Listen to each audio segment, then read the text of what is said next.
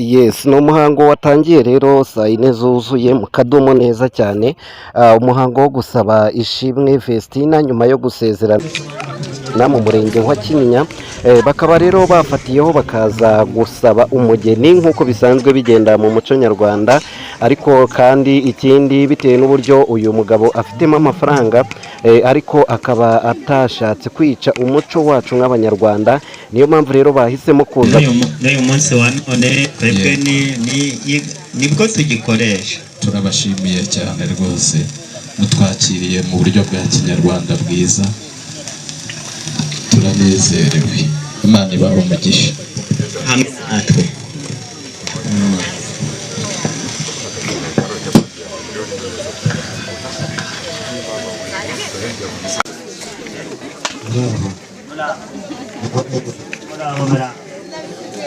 abasore rero turi kumwe ntabwo batari kwivuga neza nuko batarabona uwo bashaka, gusaba mu rugo iwabo bwite, aho Vestina yakuriye, kugira ngo n'abatuye muri iyi santere bakomeje kugenda bavuga amagambo agiye atandukanye ko ashobora kuba yaratwite cyangwa se hari ibindi byagiye biba bitari byo. Niyo mpamvu rero uyu mugabo yahisemo kuza kumusabira iwabo aho yakurikiye. Rero uyu muhango murakomeza kugenda muwukurikirana gatanu ku kandi, nk'uko bikomeza kugenda bitegurwa. Bamwe rero mu basore bagiye bambarira idirisa nabo yakoresheje, uyu mugabo yakoze agashya kadasanzwe.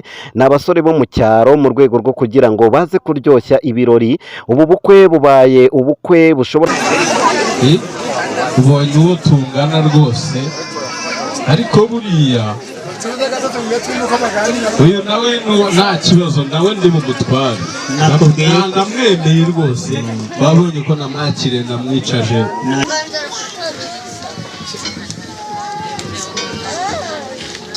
Reka nze mbwire ba bahungu birirwanaga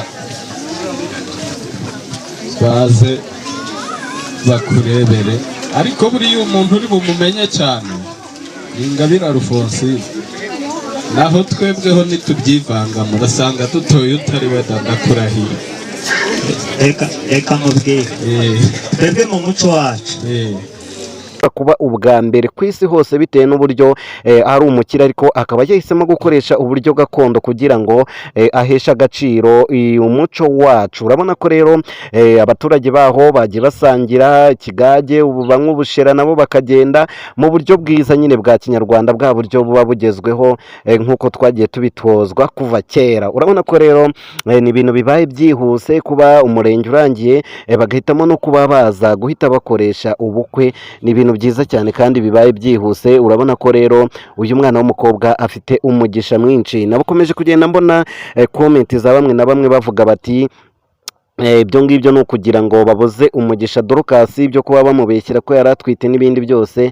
Ibyo ni amagambo, ariko turakomeza kugenda tubireba. Mu kanya nitubona umugeni nibwo turamenya neza uko bimeze cyangwa se uko byifashe, amakuru y'ukuri ya nyayo, nubwo abenshi bakomeza kugenda bayabeshya. Ngaho rero reka mbareke mukurikirane umuhango wo gusaba, nyuma turaza kwerekeza mu rusengero, ari nabwo turinjira muri VIP. Nyuma y'iki gice turakurikizaho ubukwe bwo gushyingirwa mu rusengero imbere y'Imana, kugira ngo turebe VIP noneho yo iteguye ite nyuma y'ubu ngubu busanzwe bw'ubunyarwanda. Ese VIP yo yaba ihari, bimeze bite? Reka rero mbareke mukomeze kuryoherwa n'umuhango w'ubukwe nk'uko bwagiye butegurwa, kandi bukaba ari ubukwe buri bwaze kubanezeza. Mukomeze kuryoherwa na video.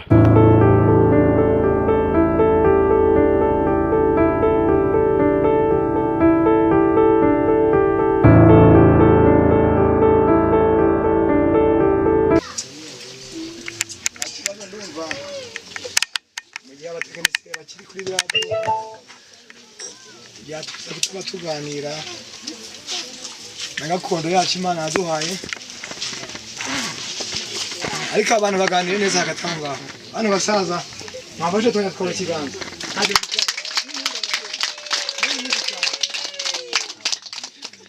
murakoze.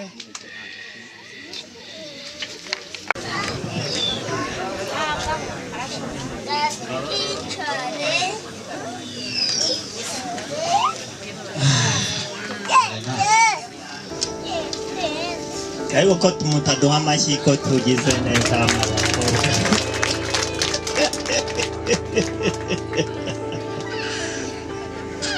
nshuti yacu rero nyakubahwa bose ubundi twebwe iwacu iyo twishimye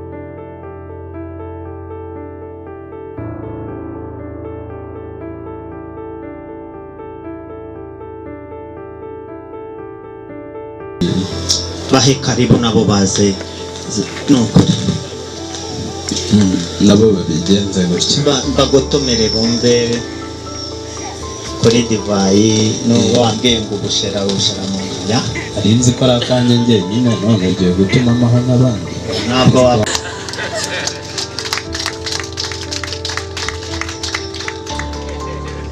rwose bigira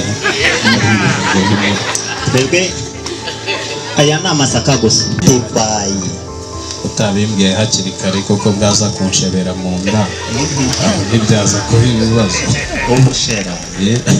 ubushera kugira ngo tubwite ubushera urumva ko atoroshye nakumvise mu nda hakerera ibyo bashyiramo